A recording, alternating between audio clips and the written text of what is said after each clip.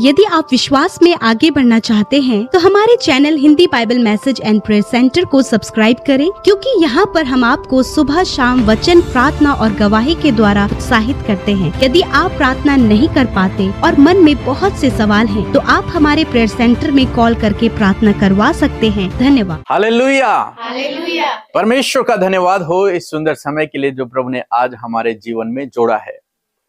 और जैसे कि अभी हमने बहुत सुंदर आराधना की और मेरा विश्वास है कि आपने इस आराधना में परमेश्वर की उपस्थिति को महसूस किया है। और वास्तव में परमेश्वर की उपस्थिति हमारे मध्य में है, क्योंकि बाइबल कहती है 2 या 3 जन जहां पर भी एकत्रित होते हैं मैं वहां पर होता हूं।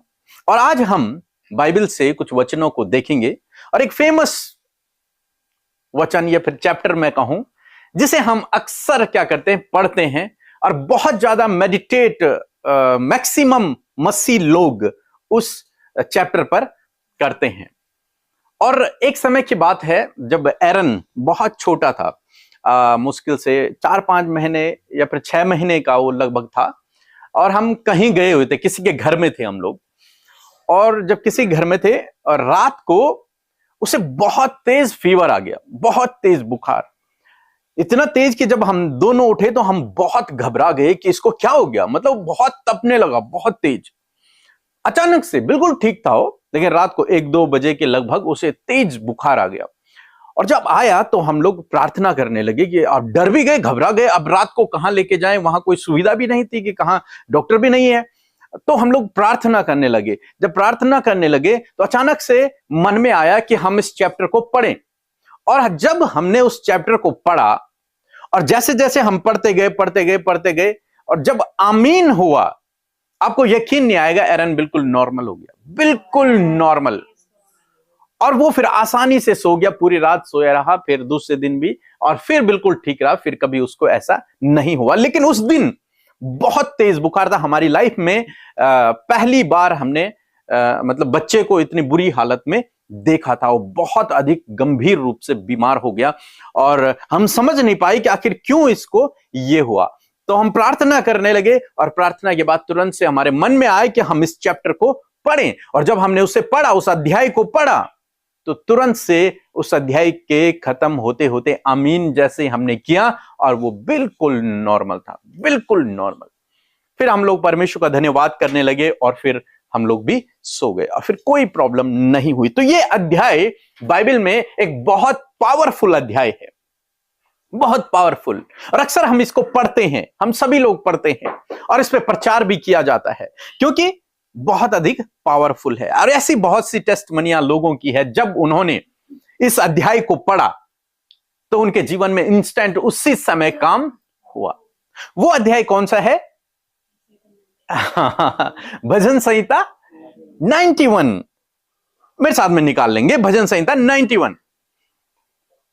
और इस अध्याय में यदि हम डीपली समझें इस अध्याय को, तो बहुत गहरी बातें भजनकार इसमें लिखता है। और थोड़ा सा हम जल्दी जल्दी इस अध्याय को पढ़ने की कोशिश करेंगे, और ताकि कभी भी आपके जीवन में कुछ अचानक से कोई मुसीबत आ जाए, अचानक से कुछ हो जाए और आपके पास कुछ भी ना हो उसका सॉल्यूशन, तो मैं आपसे कहूंगा इस अध्याय को आप पढ़ लेना, इस पर मेडिटेट कर लेना और प्रार्थना करना। मेरा विश्वास है कि वो परेशानी या फिर बीमारी उसी समय ठीक हो जाएगी, क्योंकि ये मेरा एक्सपीरियंस है, इसलिए मैं इस बात को कह रहा हूं। एक्सपीरियंस नहीं होता तो मैं कहता भी नहीं, क्योंकि एक्सपीरियंस है इसलिए मैं इस बात को कह रहा हूं। मैं सोचता हूं कि आप लोगों के पास भी इसका एक्सपीरियंस होगा, जब कभी आप लोगों ने इस भजन संहिता को पढ़ा और आपके जीवन में काम हुआ होगा। जी, लिखा है कि जो परम प्रधान के छाए हुए स्थान में बैठा रहे। जो व्यक्ति, जो से स्टार्ट होती है इस भजन संहिता की,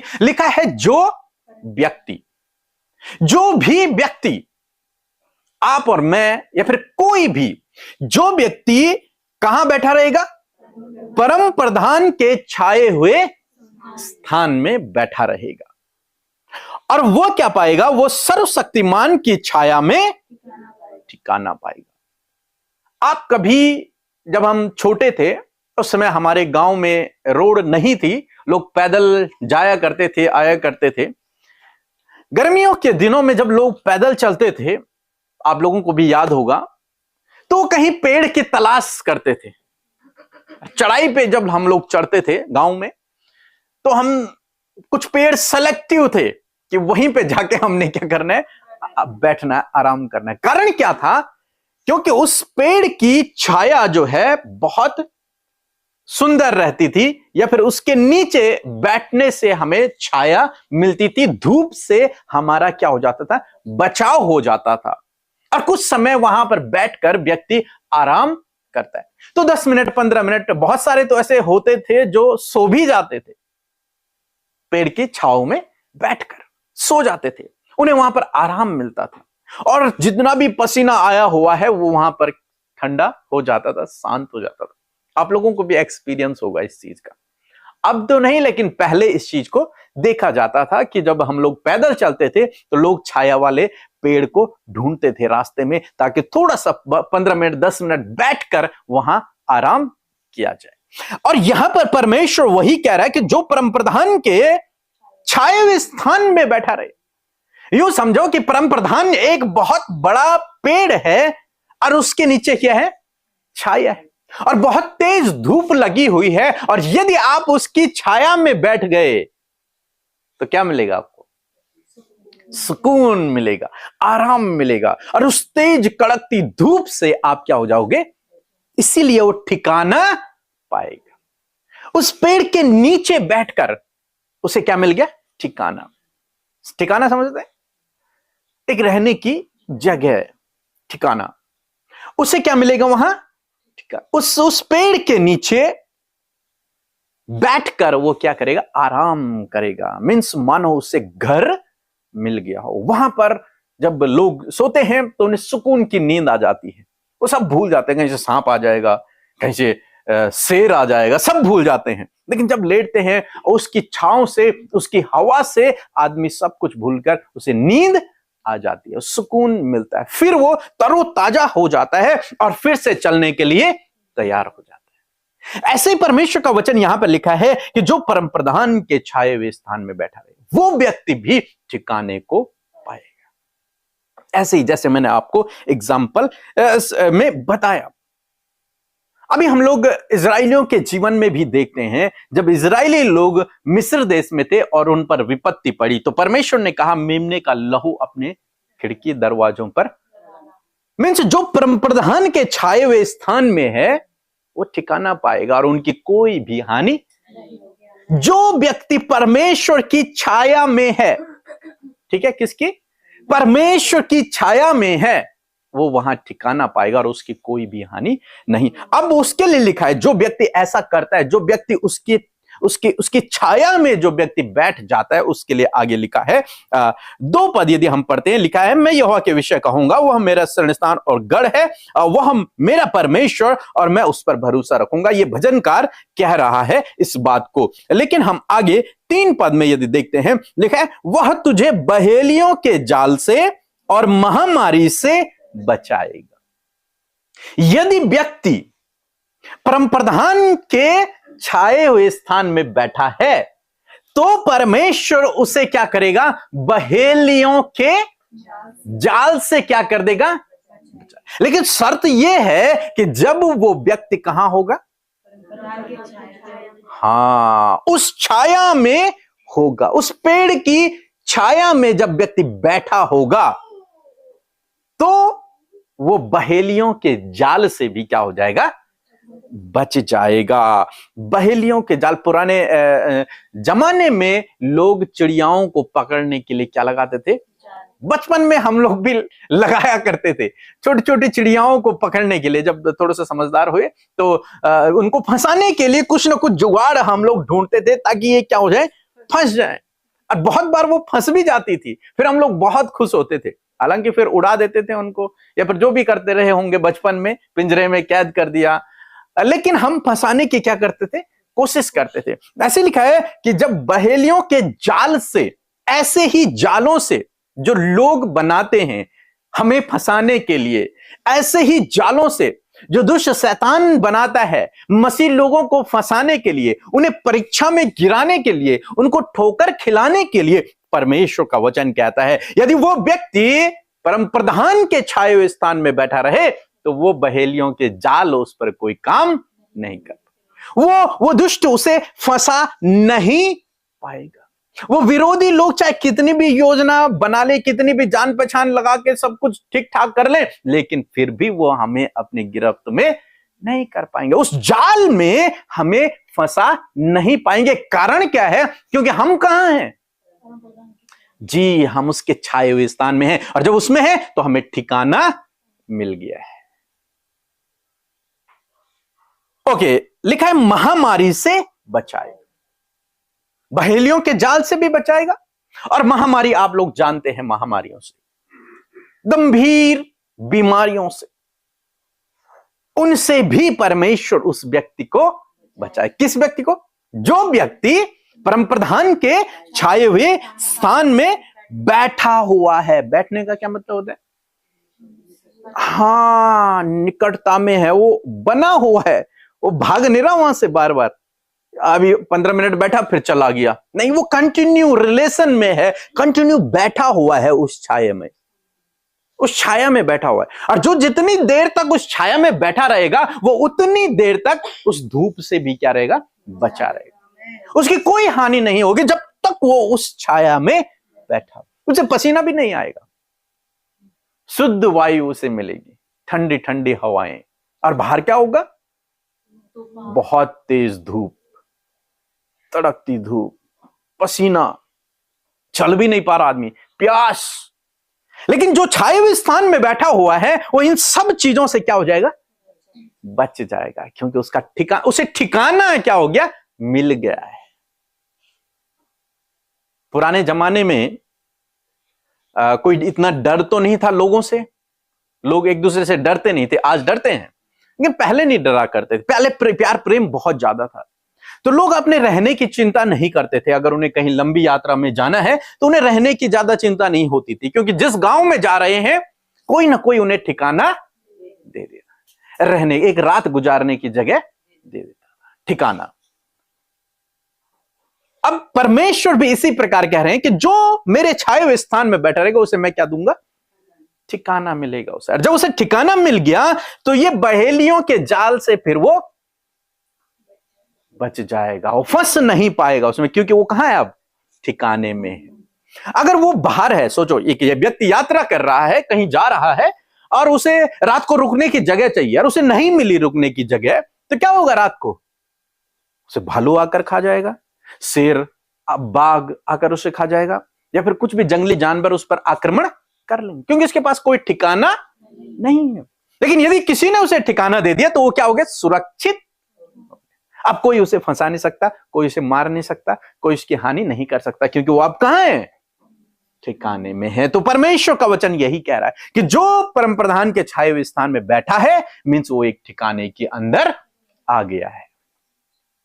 अब क्या है? परमेश्वर उसकी सुरक्षा कर रहा है। अब बहेलियों के जाल से वो बच गया और महामारियों से भी वो बच गया। जी, आगे लिखा है 4 पद में, मैं पढ़ रहा हूं, वह तुझे अपने पंखों की आड़ में ले लेगा और तू उसके परों के नीचे शरण पाएगा और उसकी सच्चाई तेरे लिए ढाल और झिलम ठहरेगी। वह तुझे पंखों की आड़ में ले लेगा और तू क्या करेगा? उसके परों के नीचे। हाँ, बचपन में हमारे पास मुर्गियां होती थी, बहुत सारी मुर्गियां थी हमारे पास। तो कभी जब चील आता था, बाज जिसे हम कहते हैं, और वो बड़ी तेजी से मुर्गी पर झपटने के लिए, उसे पकड़ने के लिए आता था, तो जिस मुर्गी के छोटे छोटे बच्चे हैं ना, वो एक आवाज करती थी। उसे पता चल गया कि कोई शत्रु क्या है हम पर अटैक करने वाला, मेरे बच्चों पर अटैक कर, तो वो एक आवाज करती थी। और जैसे वो आवाज करती है, उसके बच्चे कहीं भी हैं वो दौड़ कर आएंगे और उसके पंखों के नीचे छुप जाएंगे। वो अपने पंखों को फैला देती थी और सारे बच्चे आकर वो बिल्कुल अंडरग्राउंड हो जाते थे, मीन्स दिखते भी नहीं थे। उसके बाद वो पैक हो जाते और मुर्गी चुपचाप बैठ जाती थी, छिपा देती थी अपने आप को। और बाज क्या है? ढूंढता ही रह गया, कहां थे बच्चे, कहां थे बच्चे, या फिर सांप आ गया, कुछ भी आ गया उन्हें खाने के लिए, तो वो ढूंढता ही रह गया और उसने सारे बच्चों को अपने नीचे समेट लिया। अगर हानि होगी भी 1% तो किसकी होगी? मां की होगी, मुर्गी की होगी। और तब तक तो मालिक आ ही जाता था, क्योंकि वो आवाज ही ऐसी करती है। लेकिन बच्चों की हानि नहीं हो सकती। इसी प्रकार परमेश्वर का वचन कहता है कि वो तुझे पंखों की आड़ में, अपने पंखों के अंदर वो तुझे छिपा लेगा और तू उसके पंखों के नीचे शरण को पाएगा। किस व्यक्ति के लिए है ये? हाँ, जो व्यक्ति उसके छाए हुए स्थान में है, जिसने उससे रिलेशन को बनाए हुए है, जो उसके मार्गों पर चल रहा है, जो बिल्कुल मजबूती से बैठा हुआ है। जी, आगे लिखा है, तू न रात के भय से डरेगा। अक्सर लोग रात को क्या करते हैं? डरते हैं। ये स्वाभाविक है, ये मनुष्य नेचर है कि हम कभी भी अगर रात को बाहर निकलेंगे, चाहे कोई भी हो, लेकिन उसे क्या लगता है? डर लगता है। अंधेरे से डर लगता है। कुछ नहीं है आगे, लेकिन फिर भी क्या होगा? डर लगेगा। किसी भी अंधेरे कमरे में आप नहीं जा सकते, चाहे वो आपका ही बेडरूम क्यों नहीं है, फिर भी क्या लगेगा? डर लगता है। समझ रहे हैं आप? डर लगता है। अब ये डर कहां से आया? वो जानते हैं आप, दुष्ट ने उस डर को हमारे अंदर इंसर्ट किया हुआ है। जब आदम ने पाप किया था, तब से वो डर मनुष्य के अंदर आ गया। अब वो मनुष्य क्या कह रहा है? तू रात के भय से न डरेगा। अब तुझे वो डर भी समाप्त हो जाएगा उस व्यक्ति का, जो व्यक्ति परमेश्वर की छाया में बैठा हुआ। जब हम गांव में थे तो कमरे के अंदर जाने में डर लगता था, क्यों? अंधेरा है, लाइट भी नहीं थी उस समय, बहुत डर लगता था। कई बार अकेले तो जाना ही नहीं है, 2 लोग हम जाते थे उस कमरे में, किसी भी कमरे में जाना है, लाइट नहीं थी। अब जब लाइट आ गई है तो हम स्विच ऑन करते हैं और चले जाते हैं। तो कहने का मतलब है कि हम नहीं, अब कोई डर नहीं है, क्योंकि अब हम कहां है? प्रकाश में हैं, हम ज्योति में हैं, परम प्रधान के छाए हुए स्थान में हैं। अब उस रात से, अब वो ठिकाना हमें मिल गया। अब उस रात से हमें डरने की आवश्यकता नहीं है, क्योंकि हम अब कहां? ठिकाने के अंदर है, और ठिकाने के अंदर क्या है? प्रकाश है। यहां अंदर क्या है?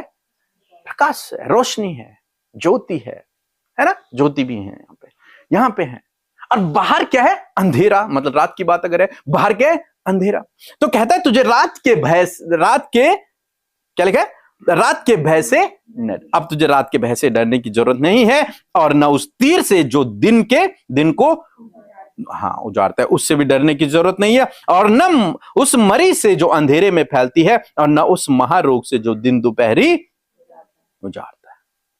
अब तुझे उन चीजों से डरने की आवश्यकता, क्योंकि तू कहां है? ठिकाने में। जब मिस्री लोगों पर विपत्ति पड़ी तो इजरायली लोग कहां थे? अपने ठिकाने में थे, अपने घर के अंदर थे, और खिड़की दरवाजों पर क्या था? लहू था। तो उनकी उस महारोग से हानि हुई? नहीं हुई। उस विपत्ति से उनकी हानि हुई? नहीं। जबकि परमेश्वर उस काम को कर रहा था, लेकिन तब भी उनकी हानि नहीं, क्योंकि वो ठिकाने में है। और किसके ठिकाने में है? सर्वशक्तिमान के, परम प्रधान के ठिकाने में बैठे हुए हैं। उनकी हानि नहीं हुई। यही परमेश्वर कह रहा है कि उस अंधेरे से भी नहीं होगी, उस मरी से नहीं होगी, ठीक है?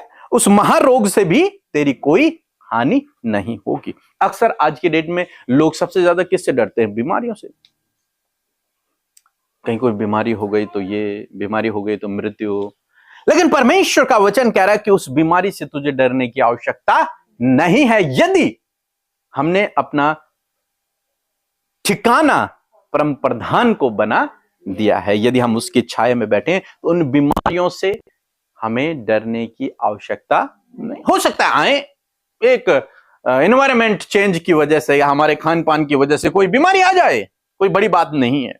लेकिन परमेश्वर कह रहा है तुझे उससे देखकर डरने की आवश्यकता, क्योंकि तेरी उससे कोई हानि नहीं होगी। हम रिकवर हो जाएंगे, एंटीबॉडीज हमारे अंदर है ना?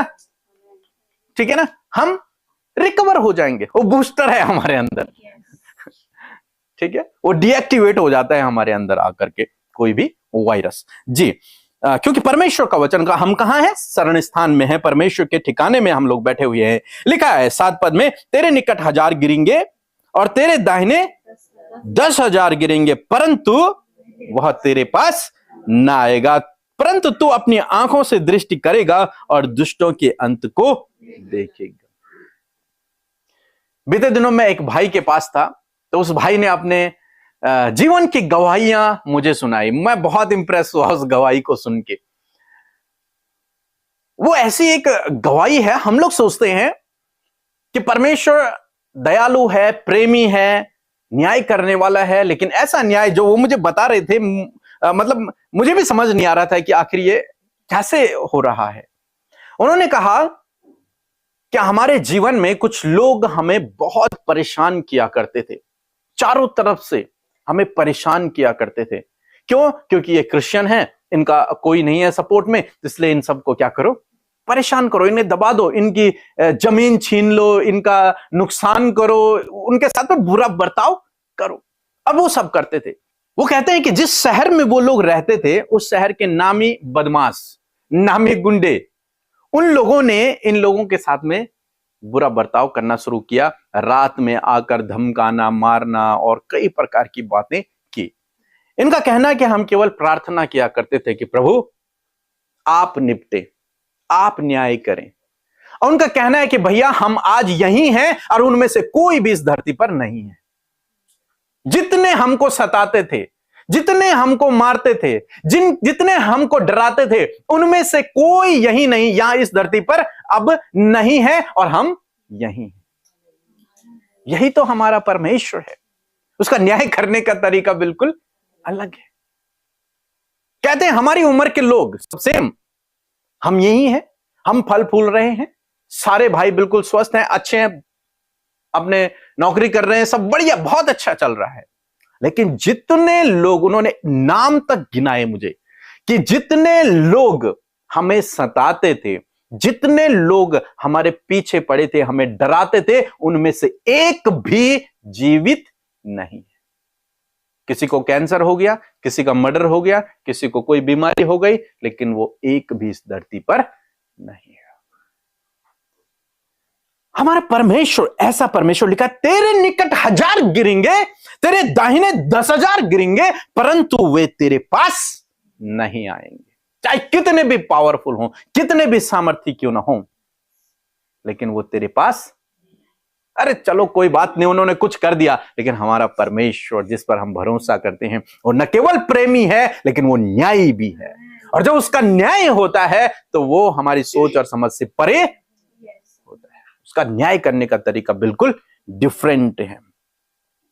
जब हम लोग देखते हैं इजरायली लोग मिस्र देश से निकले और लाल समुद्र उनके आगे है, कैसे पार करें उन्हें नहीं पता, लेकिन जब उन्होंने पीछे मुड़कर देखा तो कौन था? फिरौन की सेना। और फिरौन उनका पीछा करने के लिए आ रहे हैं, हजारों सैनिकों को लेकर, हम इन्हें पकड़ लेंगे, इनको मारेंगे, फिर से वापस लेकर के जाएंगे। लेकिन बाइबल में लिखा है तेरे निकट 1000 गिरेंगे, तेरे दाहिने 10,000 गिरेंगे, परंतु वे तेरे पास नहीं आएंगे। इजरायली लोग स्थली स्थल समुद्र, लाल समुद्र 2 भागों में बंट गया और स्थली स्थल दूसरी पार निकल आए। लेकिन मिस्री लोगों ने जब वैसा करने की सोची तो बाइबल में लिखा है कि समुद्र क्या हो गया? फिर से वैसा ही हो गया जैसा था, और हजारों विरोधी लोग कहां चले गए? समुद्र के तल में वहीं पैक हो गए। लेकिन परंतु तू अपनी आंखों से दृष्टि करेगा, मीन्स उनके अंत को तू अपनी आंखों से, इन इजरायलियों ने अपनी आंखों से उन विरोधियों के अंत को देखा। और इस भाई की जिसकी मैं गवाही सुना रहा हूं, इसने अपनी आंखों से उनके अंत को देखा। परमेश्वर ऐसे काम करने वाला परमेश्वर है। फिर हम देखते हैं 9 पद में लिखा है, हे यहोवा तू मेरा शरण स्थान ठहरा है, तूने जो परम प्रधान को अपना धाम मान लिया। लेकिन यहां पर इंग्लिश में यदि आप पढ़ेंगे तो लिखा है इफ यू, यदि तू कहे, ऐसा शब्द आया वहां पे इंग्लिश में। यहां पे लिखा है हे यहोवा तू मेरा शरण स्थान है, लेकिन इंग्लिश में इफ यू से मीन्स यदि तू कहे कि परम प्रधान मेरा शरण स्थान ठहरा है और वो मेरा धाम है। धाम भी क्या होता है? रहने की जगह, धाम।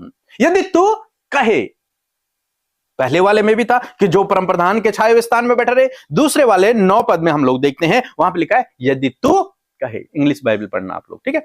उसमें लिखा है यदि तू कहे इस बात को, यदि तू इस बात को स्वीकार करे कि परमेश्वर मेरा शरण स्थान है और परमेश्वर मेरा धाम है, तो 10 पद में लिखा है कोई विपत्ति तुझ पर न पड़ेगी और न कोई दुख तेरे डेरे के निकट।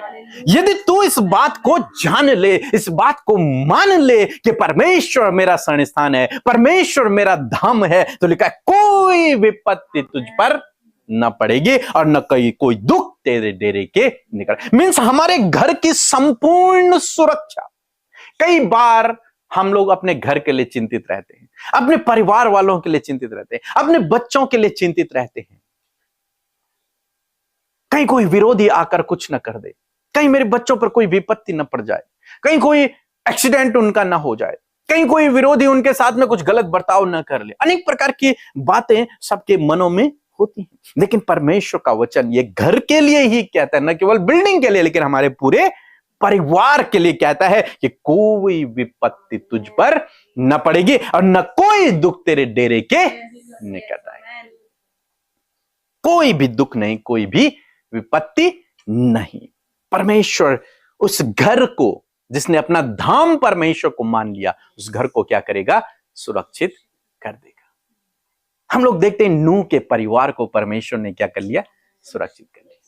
हम लोग देखते हैं लूत के परिवार को भी परमेश्वर ने क्या किया? सुरक्षित। हालांकि उसकी वाइफ ने नहीं माना, वो बात अलग है, लेकिन परमेश्वर उनके संपूर्ण परिवार को बचाता है। उनके दामाद तक को परमेश्वर बचाने के लिए कहता है, लेकिन वो नहीं मानते। लेकिन परमेश्वर ने उनके लिए दरवाजे खोल रखे, तो उस आग से उनकी हानि नहीं हुई। आग से क्यों? क्योंकि परमेश्वर कहता है जो धर्मी जन है, जिसने अपना धाम परमेश्वर को मान लिया है, उस पर कोई विपत्ति नहीं पड़ेगी, उसके डेरे के निकट कोई दुख नहीं आएगा। उस आग से भी लूत की हानि नहीं हो। आग आजकल हम लोग देख रहे हैं कि लॉस एंजल है वहां का नाम, जहां पर बहुत ज्यादा आग लगी हुई है, और उस आग ने बहुत बड़े शहर को क्या कर दिया है? तबाह कर दिया है। और जिसे देखकर सभी लोग बहुत चिंतित हैं, परेशान हैं कि ये क्या, अरबों करोड़ों रुपए का वहां पर क्या हो गया? नुकसान हो गया है। बहुत सारे लोग भी मारे गए। हम लोग भी वहां के लिए प्रार्थना कर रहे हैं। लेकिन आपको ये जानकर बड़ी हैरानी होगी कि परमेश्वर का वचन कहता है कि दुनिया का अंत आग से ही होगा। ये तो एक छोटी सी आग है, छोटी सी आग है, लेकिन जब परमेश्वर अंत करेगा, अंत के दिन नजदीक हैं, तो इस आग से ही ऐसे ही अंत होगा। जी आगे बढ़ते हैं हम लोग। लिखा है 11 पद में, क्योंकि वह अपने दूतों को तेरे निमित्त आज्ञा देगा कि जहां कहीं तू जाए वे तेरी रक्षा। परमेश्वर के दूत आपके लिए, मेरे लिए 24 घंटे तैयार है आपके और मेरी सुरक्षा को करने के लिए। वो हमारे साथ में है, बाइबल कहती है वो हमारे साथ में है। कौन? परमेश्वर के दूत। जिस व्यक्ति ने परम प्रधान को अपना धाम मान लिया है, उसके चारों ओर परमेश्वर के दूत हैं। एलिसा के जीवन में हम इस घटना को देखते हैं, जब एलिसा के चारों ओर कितने थे? हजारों स्वर्गदूत थे उसे प्रोटेक्ट करने के लिए। ऐसे ही हर एक दूत हमारे साथ में, यीशु के साथ में भी दूत थे, स्वर्गदूत थे यीशु मसीह के साथ में। ऐसे ही परमेश्वर कहता है कि तुम्हारे साथ में भी क्या है? स्वर्गदूत हैं, और वो स्वर्गदूत क्या करेंगे? तुम्हारी रक्षा। हाँ, तुम्हारी रक्षा करेंगे। जब आप जा रहे हैं कहीं, तो आपके साथ में एक स्वर्गदूत बैठा हुआ है, एक बॉडीगार्ड बैठा हुआ है आपके साथ में। बॉडीगार्ड फिल्म देखी आप लोगों ने? तो बॉडीगार्ड क्या है? आपके साथ में बाउंसर लगे हुए हैं आपके साथ में। आजकल हम देखते हैं बड़े बड़े प्रचारकों के साथ में क्या है? बाउंसर है। बड़े बड़े मंत्रियों के साथ में क्या है? बाउंसर है। प्रधानमंत्री जब चलते हैं तो उनके साथ में भी गार्ड वाले चलते हैं, वो गन गुन सब लेके तैयार उनसे पहले। वैसे ही परमेश्वर का वचन कहता है कि तुम्हारे साथ में कौन है? परमेश्वर के दूत हैं। और जब तुम चलोगे तो परमेश्वर अपने दूतों को आज्ञा देगा कि जहां कहीं मेरा व्यक्ति जा रहा है, जहां कहीं मेरा धर्मी जन जा रहा है, दूत तो उसके साथ में जा, उसकी रक्षा कर। और बाइबल में हम हजारों उदाहरणों को ऐसे देखते हैं जब परमेश्वर ने अपने दूतों को भेजा। पतरस को जगाने के लिए अपने दूत को भेज दिया, चल, और उस जेल से परमेश्वर ने उसे बाहर निकाल दिया अपने दूत के द्वारा। और बहुत सारे ऐसे एक्सपीरियंस लोगों के पास हैं। लिखा है आगे, वे तुझे हाथों हाथ उठा लेंगे, ऐसा न हो कि तेरे पांव में पत्थर से ठेस लगे। और तेरा पद में लिखा है कि तू सिंहों और नाग को कुचलेगा, तू जवान सिंहों और अजगर को लताड़ेगा। तू सिंह और नाग को क्या कर देगा? अगर आज हमारे सामने शेर आ जाए तो क्या होगा हमारा? भाग जाएंगे वहां से। वास्तव में भागना ही चाहिए, नहीं तो वो क्या कर देगा, है? तो यहां पर उस शेर की बात नहीं हो रही जो जंगल में पाया जाता है, ठीक है? उस अजगर की बात नहीं हो रही। हम संपेरा नहीं बनना हम लोगों को कि हम बीन बजाने लग जाएं। बाइबल में लिखा है कि भाई तो क्या करेगा, इससे कुचलेगा, उस पर लात मारने लग जाएं। ऐसा नहीं करना है, ठीक है? ये आत्मिक जगत की बातें हैं। ये उस दुष्ट को रिप्रेजेंट कर रहा है कि उस दुष्ट को तुम क्या कर दोगे? कुचल डालोगे। उस जवान सिंह और उस अजगर को भी तुम लताड़ दोगे, क्योंकि जो मुझे सामर्थ्य देता है उसमें मैं सब कुछ कर सकता हूं। और बाइबल में तो खैर है, जब उन्होंने शेर को मार दिया, कई चीजें हैं, लेकिन हम रियल लाइफ में इसको एक्सपीरियंस मतलब प्रैक्टिकल नहीं करेंगे। केवल आत्मिक जगत में हम लोग इन बातों को सोचेंगे कि प्रभु यीशु मसीह ने भी आपको और मुझे एक अधिकार दिया है। यही अधिकार क्या?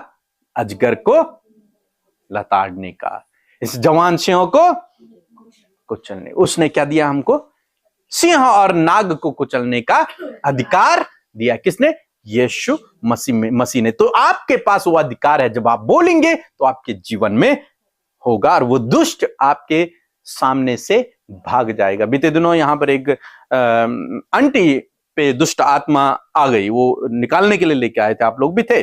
और जब प्रार्थना हुई तो वो क्या हो गई? भाग गई, वो दुष्ट आत्मा भाग गई। तो प्रभु यीशु मसीह ने आपको और मुझे एक अधिकार दिया है।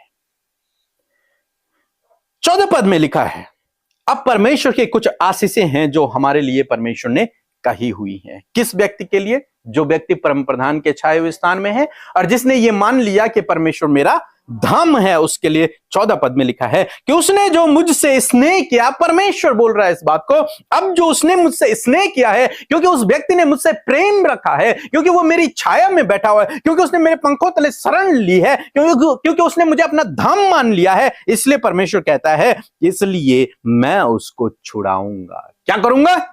मैं उससे छुड़ाऊंगा, पहली बात। दूसरी बात, मैं उसे ऊंचे स्थान पर रखूंगा, क्योंकि उसने मेरे नाम को जान लिया, इसलिए मैं उसे ऊंचे स्थान पर रखूंगा। नंबर तीसरी बात, जब वह मुझे पुकारेगा मैं उसकी सुनूंगा और संकट में मैं उसकी सहायता करूंगा और उसे बचाकर उसकी महिमा को बढ़ाऊंगा और मैं उसको दीर्घ आयु से तृप्त करूंगा और अपने किए हुए उद्धार का दर्शन मैं उसे बताऊंगा। परमेश्वर लास्ट में इस वादे को करता है उस व्यक्ति के लिए जो उसकी छाया में बैठा हुआ है, जिसने उसे अपना धाम मान लिया, जो उससे प्रेम करता है। परमेश्वर का वचन कहता है जिसने मेरे नाम को जान लिया है मैं उसे छुड़ाऊंगा, उसको मैं ऊंचे स्थान पर नियुक्त करूंगा। बाइबल में पुराने नियम में या नए नियम में जितने भी लोगों के विषय में आप पढ़ते हैं, जिन्होंने परमेश्वर से प्रेम किया, जिन्होंने उसके नाम को जान लिया, जिन्होंने उसे अपना धाम बना लिया, जिन्होंने उससे प्रेम किया, आप उसके छाए हुए स्थान में बैठे हुए हैं, वो ऊंचे पर रहे, वो हमेशा ऊंचे पर ही नियुक्त हुए। परमेश्वर ने उन्हें ऊंचे पर नियुक्त किया और लिखा है मैं उनके संग रहूंगा और संकट में मैं उनको संकट से और मैं उनकी महिमा को बढ़ाऊंगा और उन्हें दीर्घ आयु से तृप्त करूंगा। मीन्स वो बीमारी फिर हमारी हानि नहीं कर पाएगी। क्यों? क्योंकि हमने परमेश्वर को जान लिया है, उसके नाम को जान लिया है, हम उसको हमने अपना धाम मान लिया है, उसके छाए हुए स्थान में हम बैठे हुए। तो फिर आपकी, मेरी या किसी भी की कोई भी हानि नहीं होगी। सो प्रभु आपको इस वचन के द्वारा बहुत बहुत बहुत आशीष दे। और जब भी आपके जीवन में ऐसी परिस्थिति आए तो जरूर से इस भजन को पढ़ें और आप इस पर मेडिटेट करें, क्योंकि इतने पावरफुल वादे इस अध्याय में परमेश्वर ने किए हैं, बहुत पावरफुल हैं। और ये भजनकार का पर्सनल एक्सपीरियंस है जो उसने लिखा है। सो आइए हम लोग प्रार्थना करेंगे। प्रभु यीशु मसीह, हम आपका धन्यवाद करते हैं पिता परमेश्वर इस सुंदर समय के लिए। मेरे प्रभु, विशेषकर प्रभु इस भजन के लिए जो आपने इस पवित्र बाइबल में लिखा हुआ है पिता परमेश्वर। प्रभु, जबकि आज हम सब ने अपना धाम तुझे बनाया है प्रभु, जबकि आज हम सब ने तेरे शरण में हम लोग आए हैं प्रभु, तेरे उस छाया में हम लोग बैठे हुए हैं प्रभु, हमने तेरे नाम को जान लिया और तुझसे प्रेम किया है, तो होने पाए खुदावन कि ये सब बातें जो आज हमने इस वचन में पढ़ी हैं, ये हमारे जीवनों में, हम सब के जीवनों में पूरी हो जाए, यीशु के नाम से, आमीन, आमीन।